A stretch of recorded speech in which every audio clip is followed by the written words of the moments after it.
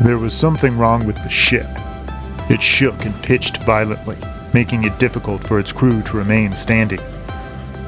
Warning lights, buzzers, beeps, and sirens intensified the sense of panic aboard the Invader.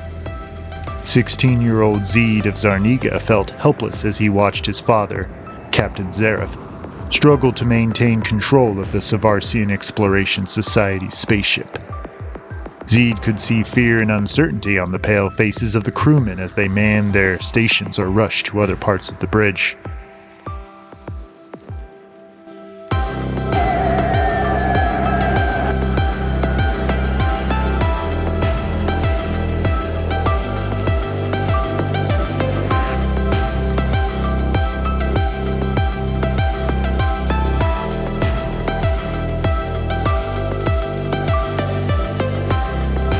Suddenly, the ship began to thrash around more violently.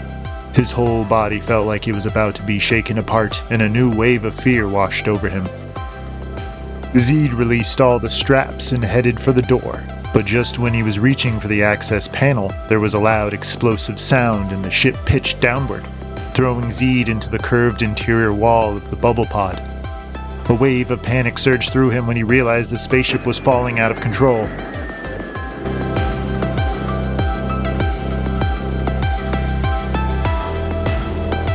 He had not finished securing all the straps when he felt the horrible sensation of the Invader slamming into the ground.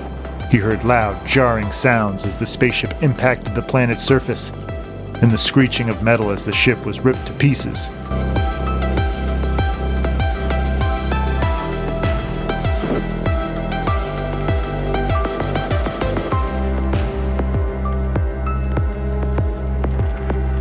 Even though all the chair's straps were not in use, the ones securing him held him firmly in place while he was shaken and jerked around. He cried out in terror as the thunderous sound of the crash filled his head.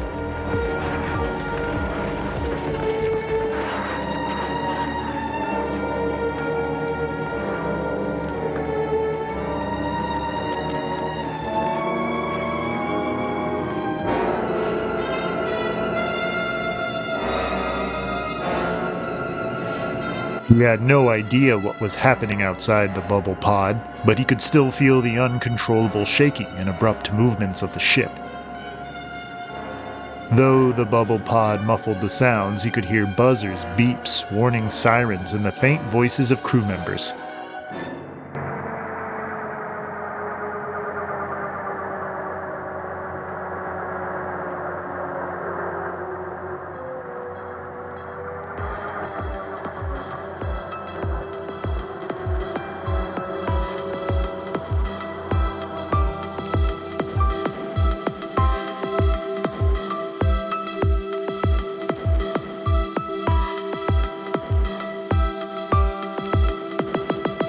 He was terrified of what awaited him outside the bubble pod, but his crewmates could be severely injured, or worse. He had to act quickly if he wanted to save their lives. The door opened, and Zeed stood in the doorway, observing the horrific scene before him. The Invader had been torn apart, and its remains were spread out across a grassy meadow. He moved forward, feeling overwhelmed by what he was seeing.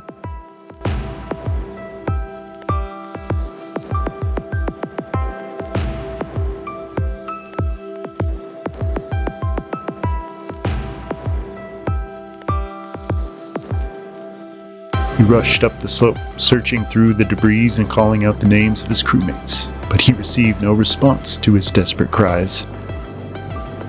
He turned full circle, surveying the devastation. The scattered fragments of the Invader stretched out all around him in every direction.